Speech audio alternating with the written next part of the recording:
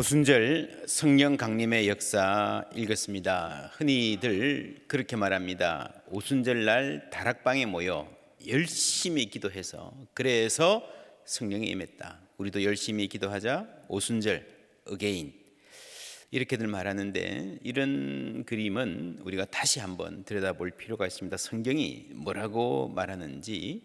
오순절 날이 이미 이름에 그들이 다 같이 한 곳에 모였더니, 호련히 갑자기라는 거죠. 전혀 생각하지 못하던 때입니다. 하늘로부터 급하고 강한 바람 같은 소리가 있어 그들이 앉은 온 집에 가득하며 라고 했는데, 어디에 모였어요? 여기는 다락방이라는 말은 없어요. 그냥 한 곳, 한 장소, 집이라고 했습니다. 1장에서 다락방에 모여서 기도했는데 그들이 유하던 곳, 합숙하던 곳이었습니다. 멀리서 온 사람들이니까. 근데 이 공간은 다락방일 수도 있고 그 다락방일 수도 있고 다른 공간일 가능성도 있습니다. 어디에 모였나, 모여서 무엇을 했나 몰라요. 기도했을 가능성이 많지만 그것도 확실하지 않습니다. 왜 성령 강림에 굳이 이런 말을 해야 하는가? 초대교회가 간절히 기도했더니 성령이 임했다. 우리도 열심히 기도하자 성령이 임할 것이다 라는 이런 등식이 그렇게 성경적이지 않다는 겁니다.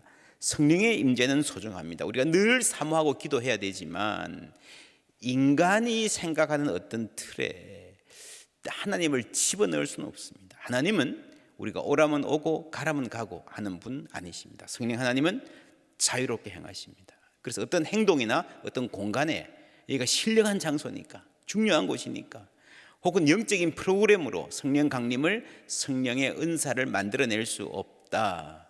그것이 간절하고 신실한 기도라도 그렇습니다. 성경도 그렇게 말하고 우리의 경험도 그렇습니다. 성령 충만한 현상이 역사적으로 많이 나타나는데, 우리가 경험하는데 언제 나타나는가? 물론 간절히 모여서 함께 기도할 때, 성령 사모할 때에, 말씀을 들을 때에, 찬양할 때에 맞습니다. 압도적으로 그런 경우가 많아요. 그러나 꼭 그렇지는 않습니다. 제가 아는 어떤 분은요, 시카고에서 옷장사였습니다. 꽤 크게 하는 집사님이었는데 어느 날 고속도로에 차를 몰고 가는데 성령이 임했습니다. 너무 강력한 체험이었어요. 주차할 수가 없어요. 도저히 운전을 할 수가 없습니다. 그래서 길가에 차를 세워놓고 몇 시간 동안 기도했습니다. 그날로 이분이 사업을 정리합니다. 신학교 가서 목사가 되었습니다. 시카고 시내에 가면 아주 위험한 동네가 있습니다. 홈리스들, 마약하는 사람들, 에이즈 환자들 막 득실거리는 그런 동네에 가서 전도하기 시작했습니다. 교회가 탄생했습니다.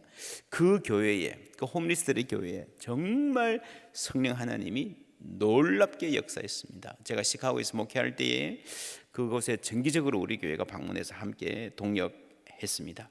운전하면서 성령 충만할 수 있고요, 어떤 분은 설거지하다가, 집에서 진공청소기로 청소하다가 성령 충만 경험할 수도 있습니다. 한적한 곳에 아무 생각 없이 산책하다가 성령 충만을 경험하는 예도 있습니다. 전쟁터에서 참호 속에서 성령 받은 사람도 있고요. 그래서 그런 책이 있습니다. 필립 얀시가 쓴 책이 뜻밖의 장소에서 만난 하나님. 전혀 생각지 못한 장소에서. 근데 생각해보면요, 그것은 나에게 뜻밖이지 하나님이 안 계신 곳은 없잖아요. 그렇잖아요. 그죠? 하나님은 무소부재 어디나 계신 분입니다. 뜻밖의 장소에서 만난 하나님은 내가 보기 뜻밖이라는 말이지, 하나님 계시지 않는 곳은 아무것도 없습니다. 어떤 상황에서 하나님 우리 만나 주실 수 있습니다. 이 책이 꽤 옛날 책인데 제가 설교 준비하면서 이번에 다시 찾아보니까 이 개정판이 나왔어요. 뜻밖의 장소에서 만난 하나님의 개정판, 이 이름이 뭔가 하면요, 하나님 웬일이세요? 하나님 웬일이세요? 여기에 웬일이세요? 이 시간에 왜 오셨어요? 호련히 나타났다, 갑자기라는 말입니다. 여러분, 성령이 임하면 나타나는 현상도 다양합니다. 폭발적인 눈물, 회개인 경우도 있지만, 강력한 전도, 은사의 나타남일 수 있지만, 어떤 분은 아주 잔잔하게 깊은 평온과 위로를 경험합니다. 고요하지만 분명하게, 확실하게. 그래서 여러분 성령 충만의 가장 큰 표시는 뭔가 하면요, 이 은사가 아니라 하나님이 가깝게 여기시는 거예요. 이전에 하나님 계신 것은 알았지만 저 하늘에 계신다고 생각했는데 하나님이 나와 함께 계시다는 이 느낌이요, 그렇게 생생할 수가 없습니다. 바로 내 옆에 와 계신, 너무도 또렷합니다. 그래서 그런 사람이 있습니다.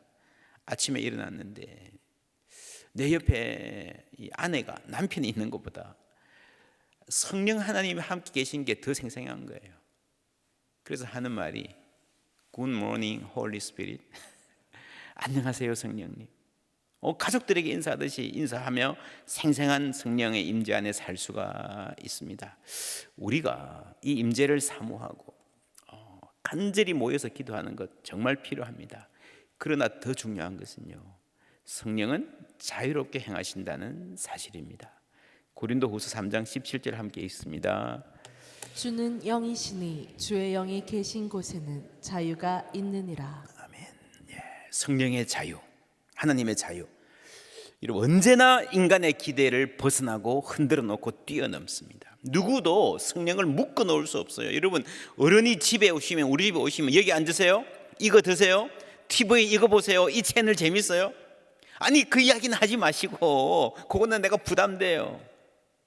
그러나요?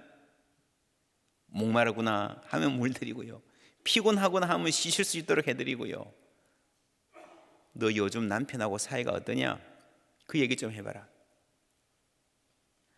나는 하기 싫어도 성령님이 이야기 시킬 때가 있습니다. 이 성령의 자유를 알아야 됩니다. 우리가 기도해서 성령이 임했다라고 한다면, 잘못하면요 그 자유를 제한할 수 있습니다. 오순절의 성령 강림은요, 그것보다 훨씬 더 큰 그림 안에 있습니다. 예수님 당시의 유대인들의 영성을 대표하는 한마디를 꼽으라면 시편 90편에 여호와여 돌아오소서 언제까지니까.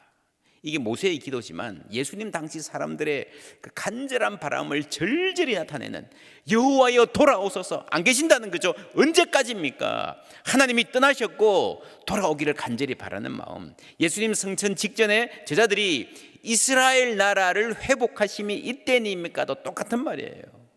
하나님이 이 땅을 떠나셨다. 무슨 말입니까? 시편 74편에 보면요, 우리의 표적은 보이지 아니하며 선지자도 더 이상 없으며 이런 일이 얼마나 오래일는지 우리 중에 아는 자도 없나이다. 선지자가 누굽니까? 하나님의 영을 받아서 하나님의 이름으로 말하는 사람이에요. 근데 그게 어느 순간인가 끊쳐버렸어요. 없어요. 성령이 없는 기간이 있었다는 겁니다. 이 땅에, 이스라엘 역사에.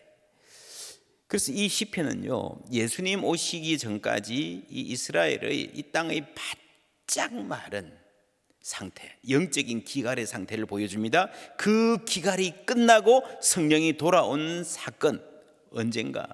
사도행전 2장이 아니고요, 누가복음 3장입니다. 함께 읽습니다. 백성이 다 세례를 받을세 예수도 세례를 받으시고 기도하실 때에 하늘이 열리며 성령이 비둘기 같은 형체로 그의 위에 강림하시더니 하늘로부터 소리가 나기를 너는 내 사랑하는 아들이라 내가 너를 기뻐하노라 하시니라. 아멘. 예수님이 세례 받을 때에 성령이 임했습니다. 여러분 처음에는 사람들이 예수님이 대단한 사람이다 할 때 뭐라 그랬는가 하면 선지자다 그래요. 선지자다. 성령이 임해서 하나님의 말을 하는 사람, 그죠? 그러니까 선지자들을 통해서 하나님이 말씀하시는 그 시대가 다시 돌아왔나? 근데 이 말씀 보면요, 그것보다 훨씬 더 큰 역사입니다. 생각해 보세요. 성자 하나님이 물에서 올라오고 성령이 하늘에서 임하고, 그죠? 성부 하나님의 목소리가 들립니다. 삼위일체 하나님이 함께 하시는 굉장히 아름답고 중요한 장면입니다. 여러분 성령이 임하셔서 예수님이 올라오시는 이 물 위에 그 파동이 일어나는 장면을 상상해 보면요, 창세기 1장 태초에 하나님의 천지를 창조하실 때에 성령이 물 위에 운행하시니라 라고 했던 그 장면이 생각납니다. 그러니까 성령이 임하시는 것은 온 우주 만물을 새롭게 하시는 새 창조, 그때 창조의 때 그 목적으로 돌아가는 새 창조라고 하는 거죠. 그리고 이 새 창조가 어떻게 시작됐는가? 성육신, 예수님이 세상에 오셨죠. 크리스마스 때 예수님의 세례, 그리고 십자가, 부활, 승천, 마침내 오순절의 성령 강림으로 여러분 이 새 창조의 역사가 이렇게 시작이 된 겁니다. 예수님이 십자가와 부활로 죄와 사망의 권세를 정복하고 승리하셨습니다. 여러분 이런 예를 들어볼 수 있어요. 여기 어떤 도시가 있습니다.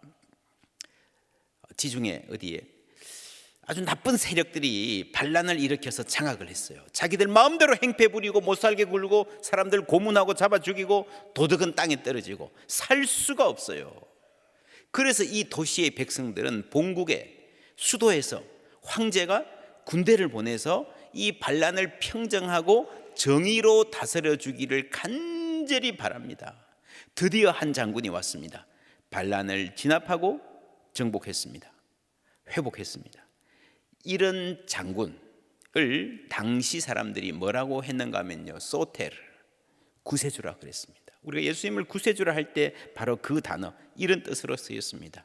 그런데 승리를 거두고 난 이 장군이 본국으로 돌아간다예요. 백성들이 깜짝 놀랍니다. 무슨 말입니까? 안 됩니다. 여기서 우리 왕이 되셔야죠. 나라를 회복하셔야죠. 이제 진짜 제대로 된 정의, 그 나라를 회복하셔야죠 라고 붙잡습니다. 그때 이 장군이 하는 말이 내가 가면 다른 분을 보내겠다 하셨습니다. 요한복음에 보면요, 보혜사 성령을 보내겠다 그러셨어요. 그렇죠? 내가 너희를 고아와 같이 버려두지 아니하고 너희에게로 오리라. 이게 성령을 보내시겠다는 말입니다. 근데 여기서 중요한 것은요, 성령을 보내시겠다 했는데 똑같은 현상을 두고요, 내가 돌아오겠다 했어요. 여러분 이거는 예수님의 재림이 아니고요, 성령 강림입니다. 고아와 같이 버려두지 않고. 우리가 예수님 재림 때까지 고아와 같이 있는 게 아니잖아요. 그렇죠? 성령 강림인데 누가 돌아온다고요? 내가 오리라 했습니다. 이게 굉장히 중요합니다. 여러분 삼위일체 하나님은요, 같은 뜻 같은 생각을 하시기 때문에 성령이 오시는 것은 예수님이 친히 돌아오시는 것이나 마찬가지다. 여러분 사도행전에도요, 성령을 예수의 영이라고 말합니다. 여러분 기억하십니까? 예수님 승천하시고 나서 그 텅 빈 하늘을 쳐다보는 제자들에게 천사들이 너희들이 하늘로 가심을 본 그대로 오실 것이다 그랬습니다. 이것이 1차적으로는 예수님의 재림에 대한 예언입니다. 동시에 부분적으로 어떻게 이루어지는가 하면요, 오순절 성령 강림 때 예수의 영인 성령이 오심으로 올라가심을 본 그대로 내려오시는 거예요. 이게 사도행전 2장에서 이미 성취되기 시작했습니다. 여러분 신학자들이 이 예언과 성취를 공부해 보면요, 이런 개념이 있습니다. 이중성취. 오늘 말씀에 요엘서의 예언, 말세에 내가 내 영을 모든 육체에 부어주리라 하는 것은요, 정말 종말에 예수님 재림하실 때 역사의 마지막 날에 성취될 말씀이에요. 그러나 이것이 아주 핵심적으로 부분적으로 오순절 때 성취가 되었다는 겁니다. 이게 더블 풀필먼트, 이중 성취입니다. 이 예수는 하늘로 가심을 본 그대로 오시리라 하는 말도 마찬가지입니다. 그러니까 재림 때의 성취가 되겠지만 부분적으로 예수님이 그대로 오셨잖아요. 그리고 오순절에서 이미 성취되기, 종말이 이미 시작됐다는 겁니다. 공간적으로 설명을 하면요, 예수님이 성천하실 때 하늘로 올라가셨잖아요. 그 길로 성령이 내려오신 거예요. 여러분 이 공중 하늘, 우리 눈에 보이는 이 하늘이 어떤 곳인가? 에베소서에 보면요, 그런 말 기억하십니까? 공중에 권세 잡은 자들, 이 마귀들이 득실거리는 곳입니다. 그때 사람들의 세계관으로 이 우리 눈에 보이는 하늘은요, 이게 파란 하늘이 사탄의 영역이었어요. 이 장군 이야기를 다시 하면 이 장군이 본국으로 돌아가면서 바닷길로 갑니다. 근데 그 바닷길이 해적들이 득실거리는 굉장히 위험한 바다입니다. 그런데 이 장군이 가는 길에 그 해적들을 다 제압하고 평정했습니다. 이제 이 바다는 안전한 평화의 바다가 되었다 선포합니다. 이 바닷길이 열린 거예요. 그 길로 성령이 오신 것입니다. 그래서 우리가 공간적으로 알기 쉽게 설명하면요, 예수님이 성천으로 하늘로 가는 길을 내시고 하이웨이를 만드시고 그 하이웨이로 성령이 내려오셨다, 이 같은 사건으로 보아야 됩니다. 그래서 이제 이 본국과 이 도시가 무척 가까워진 것입니다. 언제든지 원하면 오고 갈 수 있는 곳이 되었습니다. 하늘과 땅이 이렇게 통했다는 거예요. 그게 오순절이에요. 아주 활발한 교류가 일어납니다. 예전에는요, 이 길이 워낙 험했기 때문에, 해적들이 많았기 때문에 아주 극소수의 용감한 사람들만 오갈 수 있었습니다. 거기 가서 보고 황제도 보고요, 그 말도 듣고요, 말을 전합니다. 그게 누군가 하면 선지자들이에요. 아주 소수만. 이제는요, 이 바닷길이 안전하게 열려서 누구든지 왔다 갔다 할 수 있는 시대가 된 것입니다. 그 말이 무슨 말인가? 2장 17절 18절 함께 읽습니다. 하나님이 말씀하시기를 말세에 내가 내 영을 모든 육체에 부어주리니 너희의 자녀들은 예언할 것이요 너희의 젊은이들은 환상을 보고 너희의 늙은이들은 꿈을 꾸리라. 그때 내가 내 영을 내 남종과 여종들에게 부어주리니 그들이 예언할 것이요. 아멘. 모든 육체에, 그렇죠, 모든 사람이 이제 누구나 하늘과 땅을 왔다 갔다 할 수 있다는 겁니다. 하늘의 은혜를 누리고 산다는 거죠. 하나님의 뜻을 알 수 있다는 거죠. 자녀들이, 젊은이들이, 노인들이, 남자 노예들이, 여자 노예까지. 여러분, 얼마나 놀라운 말입니까? 구약에서요, 하나님의 뜻은요, 선지자들에게만 알려졌습니다. 그들에게 귀를 기울여야 했습니다. 예수님 때에는 그것도 끊어졌죠. 예수님 직전까지는. 다른 나라들에서는요, 왕에게만 하나님이 신이 말해요. 왕이 신의 뜻을 전하죠. 혹은 아주 특권층의 소수 사제들에게만 신의 뜻이 전달된다 그러잖아요. 뭐 드라마 같은 데 많이 나오잖아요. 근데 성경은 다릅니다. 노예들이 예언한다? 노예들이 신의 뜻을 알고 신의 뜻을 말한다? 이게 여러분 얼마나 놀라운 건지 아십니까? 본래 노예들은요, 자기 생각이 없어야 돼요. 심지어 오늘 같은 현대 사회에서도 직장에서 이 하급직들은 자주 그런 소리 듣습니다. 너는 생각하지 마. 그냥 시키는 대로 해. 그렇잖아요. 옛날에 노예들이 어땠겠습니까? 오늘날 많은 청소년들에게 이 사회가 어떤 말을 하고 있습니까? 너는 생각하지 마, 꿈꾸지 마, 그냥 지금은 공부만 해, 시키는 대로. 꿈이 있을 수가 없어요. 여러분, 남종과 여종, 여성 노예, 여성이 다 차별을 받는데 노예라 그러면 얼마나 엄청난 차별 가운데 있었겠습니까? 오늘 우리 총회 여전도의 주일인데요, 여러분 1898년에 여전도의 활동이 시작됐습니다. 놀랍지 않습니까? 여러분, 이때가 어떤 때였겠습니까? 저희들이 어릴 때 아니 대학 다닐 때만 하더라도요, 공공연히 암탉이 울면 집안이 망한다, 그런 시대. 우리가 한 30년 전만 하더라도 암탉이 울면 집안이 망한다 그랬어요. 여자들은 뭐 사람 취급도 안 했습니다. 근데 1898년에 여전도회를 만들어서 전도하기 시작했다는 건데, 이거 정말 놀라운 일입니다. 여기서 여러분, 오늘의 한국교회가 세워졌을 뿐 아니라 오늘 한국 사회에서 그래도 여성들의 권리가 이만큼 인정받는 것은요, 정말 기독교 여성들의 이 선각자적인 활동 덕분이었습니다. 지금은 역사가 그걸 평가 안 하고 있지만, 여러분, 교회가 아니었으면 이 땅의 여성들의 삶은 오랫동안 질곡 가운데 있었을 것입니다. 여러분, 한 사회가 여러분 이 발전하는 거가요, 여러분 그 소수의 사람들만 하나님의 뜻을 독점하고 대다수의 많은 사람들, 여러분 그 많은 평민들, 노예들 중에 똑똑한 사람이 왜 없겠습니까? 그 여성들 중에 열정 있고 리더십 있는 사람이 다 왜 없겠습니까? 그걸 다 눌러 놓으면요, 이 사회가 발전할 수가 없어요. 그래서 기독교는 처음부터 남종과 여종들이 하나님의 뜻을 알 수 있는 신앙으로 출발했잖아요. 그리고 여러분, 기독교의 복음이 들어가는 곳마다 사회가 깨어나고 경제가 발전되는 것도 이게 우연이 아니에요. 성령이 임하셨다는 것은 모든 사람이 하나님의 뜻을 알고 말하고 행할 수 있는 시대가 되었다.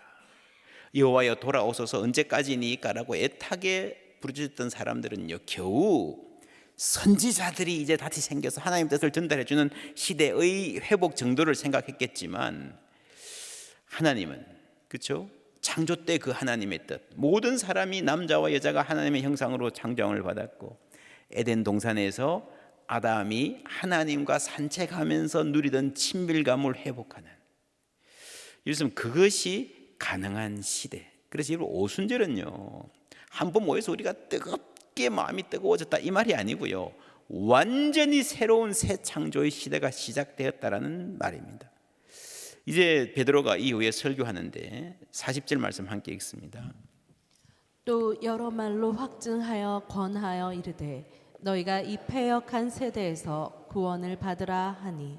이 패역한 세대, 그렇죠? 이미 낡아지고 있는 이 세대에서 새로운 세대가 시작되었으니, 새로운 시대가 시작되었으니 새로운 시대에 속한 사람이 되라라는 게 구원의 메시지입니다. 오순절 때 역사가 완전히 바뀌었고요, 그 역사가 지금까지 계속되고 있는 겁니다. 그러니까 우리는 오순절을 다시 오게 할 필요 없습니다. 신학적으로 대단히 잘못된 개념입니다. 오순절 어게인 아니에요. 우리는 이미 성령의 시대를 살고 있는 겁니다. 우리에게 필요한 것은 이미 우리 가운데 와 계신 성령을 누리는 것인 줄 믿습니다. 물론 우리가 계속해서 성령을 사모해야 됩니다. 사도행전 2장에 보면요, 그들이 다 성령의 충만함을 받고 라고 했을 때, 요거는요 오순절 때 이야기입니다. 베드로가 성령을 받았잖아요. 그런데 4장에 보면요, 다시 이에 베드로가 성령이 충만하여 이르되라는 말이 다시 나와요. 그죠? 한번 성령 충만을 받았지만 다시 우리가 충만해야 될 필요가 늘 있습니다. 그래서 우리가 사모하는 것은 2장에 오순절이 다시 와야 됩니다 이게 아니고요, 4장에 나오는 계속적인 성령 충만을 우리가 사모해야 되는 거예요. 그것을 위해서 기도해야 되는 겁니다. 오순절로 인해서 하늘과 땅이 가까워졌습니다. 이제는 사람들이 자주 왔다 갔다 합니다. 그럼 어떻게 됩니까? 옛날에 그런 일이 있었어요. 이렇게 이쪽은 경상도, 전라도 강에 있어요. 다리가 생기니까요, 왔다 갔다 하니까 막 서로 시집 장가 가고 장터도 왔다 갔다 하고요, 친구도 생기고요. 한 10년 그렇게 살면요, 이렇게 말이 바뀌어. 경상도 말과 전라도 말이 막 섞여. 문화도 바뀝니다. 그죠? 하늘과 땅이 통할 때 여러분 가정생활도 바뀔 수 있습니다. 예를 들어 이쪽에서는 여러분 참 화목하고 서로 존중하는 그런 가정 문화가 있어요. 여기서는 서로 무시하고 물어뜯는 가정 문화가 있습니다. 그런데 이쪽 사람이 저쪽을 보고요, 아, 사람이 저렇게 살 수도 있구나, 우리도 저렇게 돼야 되겠다 하고 가정이 바뀌는 일. 여러분, 이게 복음이 들어가는 곳에 일어날 일입니다. 하늘과 땅이 통하니까요, 하늘에서 일어날 법한 일이 땅에서 일어나는 거예요. 뜻이 하늘에서 이루어진 것 같이 땅에서도 이루어지이다. 할렐루야. 어떻게 이루어지는가? 사도행전 2장 마지막 부분 함께 읽습니다. 믿는 사람이 다 함께 있어 모든 물건을 서로 통용하고 또 재산과 소유를 팔아 각 사람의 필요를 따라 나눠주며 날마다 마음을 같이하여 성전에 모이기를 힘쓰고 집에서 떡을 떼며 기쁨과 순전한 마음으로 음식을 먹고 하나님을 찬미하며 또 온 백성에게 칭송을 받으니 주께서 구원받는 사람을 날마다 더하게 하시니라. 아멘. 여러분, 모든 물건을 서로 통용하고 서로 함께 모이고 예배드리고, 그죠? 각 사람의 필요를 따라 나눠주고. 여러분, 이것이 땅의 일이 아니잖아요. 땅에서는 서로 핥히고 물어뜯고 싸우잖아요. 이 험한 땅에서 하늘의 뜻이 이루어지는, 이게 여러분 성령 충만의 결과인 것입니다. 이것이 바로 오늘 우리에게 임하신 성령 하나님이 어떻게 일하시는가, 하늘에서 일어나는 일이 땅에 계속해서 나타나는 것입니다. 이게 하나님의 영광이죠. 이 세상에서 내 영혼이 하늘의 영광 누리도다. 할렐루야. 이 땅에서 하늘의 영광을 누리는 거예요. 하늘의 삶을 살아가는 거예요. 그래서 이 큰 목적을 향해서 가는데 그 첫 번째 발걸음이 뭔가 하면요, 서로 말이 통하는 것입니다. 서로 마음이 통하는 것입니다. 8절에 보면 우리 각 사람이 난곳 방언으로 듣게 되는 것이 어찌 됨이냐. 우리는 바데인, 메데인, 엘람인, 10절에 부르기아, 밤빌리아, 애굽, 그죠? 11절에 그레데인과 아라비아인들이라. 우리가 다 우리의 각 언어로 하나님의 큰 일을 말함을 듣는도다. 지도로 보시면 이렇습니다. 굉장히 멀리 당시 지중해 중요한 도시들 전부 다 그레데 섬까지, 로마까지 다 이렇게 해서 왔습니다. 그 자리에 오순절에 모였습니다. 세계가 모여 있는 것이나 당시 개념으로는 마찬가지죠. 다 방언으로 우리나라 말로 듣는다 이 말입니다. 이 방언은요, 우리가 흔히 말하는 고린도전서에 나오는 방언하고는 다릅니다. 고린도전서의 방언은요, 기도의 언어입니다. 유익한 은사입니다. 그런데 이 약점은 뭐예요? 소통이 안 돼요. 소통이. 하나님과 나만의 언어입니다. 사도행전의 방언은 정반대 지점에 있습니다. 사람들이 외국어를 한다는 거예요. 소통이 되기 시작한다는 겁니다. 한국 사람들이 성령을 받고 여기 일본 사람들에게 일본 말로 설교하고 말레이시아 사람들에게 말레이시아 말로 하나님을 이야기하는 겁니다. 여러분, 예수님이 땅끝까지 가서 증인이 되리라 그러셨잖아요. 이 말은 첫 번째로 지리적인 산 넘고 물 건너 간다, 지리적인 장벽을 넘어서는 거. 더해서 여러분 생각해 보세요. 아무리 멀리 찾아가도요, 말이 안 통하면 소용없어요. 답답하잖아요. 지리적인 장벽과 함께 언어적인 장벽을 넘어서는 겁니다. 문화의 장벽을 넘어서는 겁니다. 그리고 사회 계층이라는 장벽을 넘어서는 거예요. 딴 것까지 간다는 것은. 여러분, 같은 땅에 살아도요, 노예들은 사람 취급 안 하잖아요. 완전히 다른 세계 사는 것처럼 생각하잖아요. 말이 저 사람들하고는 안 통한다 생각하잖아요. 그죠? 우리끼리. 그 성령은 이 담을 무너뜨립니다. 언어의 장벽이 무너진다. 여러분, 이 기독교에 제가 몇 번 말씀드렸습니다만 세계 많은 종교들 중에서 기독교의 가장 독특한 점은요, 창시자의 언어가 아닌 다른 언어로 첫 번째 경전이 기록된 유일한 종교라는 겁니다. 이 불교의 불경이 뭐로 기록됐습니까? 석가모니가 쓰던 언어로. 그렇죠? 이슬람의 쿠란이 뭐로 기록됐습니까? 마호메트가 쓰던 언어로. 그런데 예수님은요, 아람어를 쓰셨어요. 신약 성경은 헬라어로 기록되었어요. 처음부터 이 건너가는 겁니다. 아주 독특합니다. 이걸 뭐라고 할 수 있을까요? 기독교는 처음부터 국제적이었다? 좀 더 정확한 말은요, 기독교는 처음부터 선교적이었다. 그렇죠? 여러분, 선교는요, 단순히 몸만 가는 거 아닙니다. 지리적으로 장소만 이동하는 게 아니에요. 내가 인도 가서 선교하더라도 여러분, 인도 사람에 대한 편견, 우리 문화에 대한 자부심을 너무 오만으로 가득 차면요, 소용없잖아요. 그렇죠? 지리적으로, 문화적으로, 언어와 사회 계층도 넘어서는 그것이 여러분 하나님의 선교입니다. 하나님이 그만큼 넓은 분이기 때문에 우리는 넓은 마음으로 성령이 충만하면 여러분, 이 장벽들을 넘어설 수 있습니다. 7절 8절 함께 읽습니다. 다 놀라 신기하게 여겨 이르되 보라, 이 말하는 사람들이 다 갈릴리 사람이 아니냐. 우리가 우리 각 사람이 난 곳 방언으로 듣게 된 것이 어찌 됨이냐. 다 갈릴리 사람이 아니냐, 이 말에 상당한 여러분이 예루살렘 사람들이잖아요. 밖에서 온 사람들이잖아요. 여기에 어떤 경멸이 깔려 있는 것 같아요. 아니, 이 사람들이 어떻게 갈릴리 사람들이 외국어를 유창하게 하냐.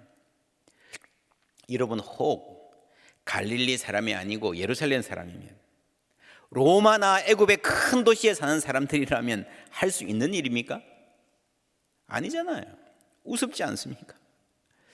여러분, 이 말 자체에 이 땅에 있는 아주 뿌리 깊은 차별이, 사도행전의 역사의 출발은요, 그 차별의 역사에서 출발하는 거예요. 여러분, 이 세상에서 좀 큰 도시에 살면요, 이 정도 말 쉽게 할 수 있습니까? 세상에서 조금 좋은 학교 나오면요, 사람이 그만큼 다릅니까? 아니에요. 이번 로잔 대회의 아주 중요한 가치, 폴리센트릭 미션입니다. 센터, 이렇게 중심, 폴리는 다양하다, 많다는 거죠. 예전에는요, 미국이나 영국 선진국이 중심이고 후진국의 선교사를 보낸다 그랬습니다. 이제는 그렇지 않습니다. 아프리카, 라틴 아메리카, 아시아 나라들에서 일어나는 일들, 서구 교회들도 주목하고 배워야 된다. 여러분, 이런 인식이 있습니다. 굉장한 발전이죠. 2020년에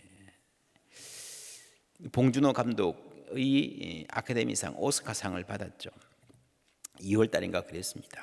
그 몇 달 앞두고 19년 말에 기자들이 물어봤습니다. 감독님, 상을 많이 받으셨는데, 미국 기자들입니다. 오스카상은 받을 수 있을까요?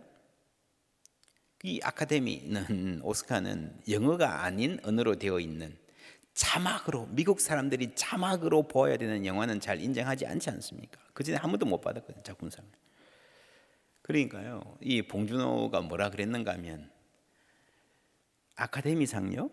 그거 로컬이잖아요. 그랬어요. 이게 엄청난 말이었습니다. 그러니까 미국 사람들은 아카데미상식 하면서 이게 세계 영화의 중심이라 생각했어요. 그전에 누구도 하지 못했던 말, 한마디로 그냥 가볍게. 이 말 듣고 미국 사람들 중에서 기분 나빠한 사람들도 있지만 신선한 충격을 받았던 사람들이 많습니다. 결국 상을 받았죠.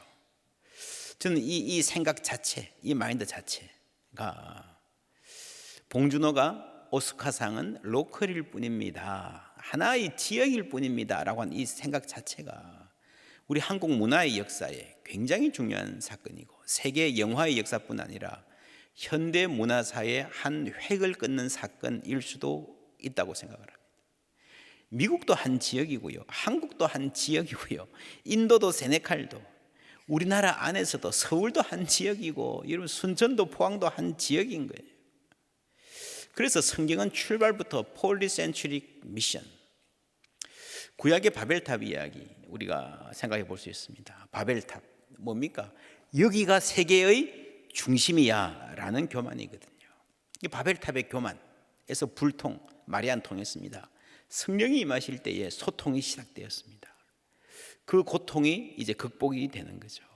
이 남종과 여종이 예언하는, 여기서 인간 사이의 모든 차별이 무너지는 복음의 보편성이 있는 거예요. 우리가 쉽게 바벨탑의 저주 이렇게 이야기하는데, 흩어지는 게 저주가 아니다. 우리가 창세기 공부할 때 함께 말씀 많이 들었습니다. 그죠? 흩어져서 살아가는 것, 사람들이 다양한 언어로 살아가는 것 자체가 본래 하나님의 뜻이었습니다. 인간이 탑을 쌓아서 하늘에 오르겠다는 그 교만과 함께 꼭 뭐가 함께 가는가 하면요, 여기가 세계의 중심이야 하는 자기중심주의는 함께 갑니다. 인간의 교만은 늘 제국주의로 나타납니다. 지금은 제국주의라고 하는 게 영토 침략은 안 해도요, 문화적 제국주의, 우리 문화가 더 좋은 문화야, 다른 문화를 경멸하는 태도, 이게 바벨론의 문화입니다. 바벨론 같은 교만이죠. 바벨 때는 땅이 교만하게 하늘로 올라가려 했다. 오순절에는 하늘이 겸손하게 땅으로 내려왔습니다. 그 겸손 안에서 세상에서 차별받던 사람들이 나도 중심이 될 수 있구나, 복음 안에서 환대를 경험하는 겁니다. 자기 언어로 복음을 듣는 그것이 환대잖아요. 그 복음 가운데서 나를 안아주시는 하나님을 경험하는 거예요. 그리고 그 다음에 17절에 보면요, 너희의 젊은이들은 환상을 보고 너희의 늙은이들은 뭐하리라? 꿈을 꾸리라. 여러분, 성령이 임하면요 꿈을 꾸게 됩니다. 예언을 하고 꿈꾸고 환상을 보고 비전을 보고 다 똑같은 말입니다. 노인들이 꿈을 꾸리라. 아이고, 나는 은퇴하고 이제 내 인생 끝났다 아니라는 거예요. 새로운 꿈을 꿀 수 있다는 겁니다. 남자 노예들이, 여자 노예들이 예언을 하고 꿈을 꿀 수 있다. 여러분, 그 옛날에 노예들이 어떻게 꿈을 꾸겠어요? 요즘 이 현대 사회에서도요, 젊은이들 그런 말 많이 합니다. 아유, 흙수저로 태어나서 꿈을 꾸고 희망을 가지면 나만 괴롭지. 그 옛날에 노예들이 어떻게 꿈을 꾸겠어요? 그냥 이렇게 살다가 죽는 거지. 뼈 빠지게 일만 하다가 인생 끝나는 거지. 그런데 그 인생에 성령이 임하니 꿈이 생깁니다. 고달픈 인생 하나님이 안아주시고 위로해 주실 뿐 아니라 새로운 꿈을 꾸게 하시는 줄 믿습니다. 우리 가운데 친히 찾아오셔서 그 나라 꿈꾸게 하시네. 이 찬송 시작은요, 허무한 시절 지날 때 깊은 한숨 내실 때에 우리를 위해서 탄식해 주시고 위로해 주신 하나님이 이야기합니다. 여러분, 하나님 우리를 위로해 주시고 하나님 안에 안식, 우리를 안아주시고 하나님이 힐링해 주십니다. 그런데 여러분, 그걸로 끝나지 않습니다. 오늘날 기독교의 가장 큰 약점이 이거예요. 위로와 힐링하고 끝나버려요. 그래서 여러분, 어디서 뭐 세상 나가서 얻어맞고 와가지고 예배드리러 오면 괜찮아 은혜 받았다 그래요. 일주일 동안 또 나가서 얻어 터지고 와가지고 또 교회 와서 위로를 구하고. 여러분, 사도행전의 교회는 그렇지 않았습니다. 성령이 임하자 담대한 하나님의 군사가 되어서 역사를 이끌어 갔습니다. 여러분, 오늘 우리 청소년들에게 꿈이 있습니까? 이들에게 정말 필요한 것은요, 성령 충만인 줄 믿습니다. 그럴 때에, 성령 충만할 때에 그 주눅 들어 있던 청소년들이, 눈치 보고 살던 청년들이 성령 충만해서 당당하게 내 인생을 소중히 여기고 나 스스로를 자랑스러워하는 은혜가 있을 줄 믿습니다. 그럴 때에 이 나라에 소망이 있습니다. 주는 영이시니 주의 영이 계신 곳에는 뭐가 있습니까? 자유가 있느니라. 여러분, 성령 받은 성도들이요, 담대하게 말했습니다. 와우, 저 사람들 시골 사람들인데 어떻게 저렇게 똑똑하게 말 잘해? 깜짝 놀랍니다. 그런데 여러분, 깜짝 놀라는 그 핵심이 뭔가 하면요, 똑똑하게 말 잘해. 사람들은 그랬지만 성경이 뭐라 그랬는가 하면 그들이 담대하게 말함을 듣고. 물론 우리가 하나님 일을 할 때에 하나님이 전에 없던 지혜와 지식을 공급해 주시는 경우도 있습니다. 그런데 여러분, 이 본문에서 핵심은요, 말 잘하는 스킬이 아니라 담대함이에요. 담대함. 여러분, 담대하고 당당한 사람이 멋있습니다. 자신감이 있어야 설득력이 있습니다. 우리는 대체로 주눅 들어 살아요. 눈치 보며 살아요. 내 생각을 말했다가 창피당할까 봐, 내 스타일 드러냈다가 촌스럽다 소리 들을까 봐 눈치 보고 기죽고, 그래서 일부러 깎아서 말하고. 그러니까 생기가 없어요. 그러니까 매력이 없어요. 성령이 임하면요, 자유가 생기는 줄 믿습니다. 담대하고 당당해지는 거예요. 그럴 때 하나님이 우리에게 임해 주신 아름다움, 그 생기를, 내 것을 그대로 드러낼 수 있는 자유, 내가 믿는 바를 당당하게 말하는 자유. 그러니까요, 사도행전 역사가 그렇습니다. 사람들이 보고 야, 멋있다. 야, 멋있다. 그 성령의 사람은 멋있는 사람들입니다. 세상에 가지지 못한 자유와 담대함을 소유했기 때문에, 믿는 바를 따라서 확신 있게 살았기 때문에 우리도 저렇게 살고 싶다. 그렇게 복음이 증거되는 거예요.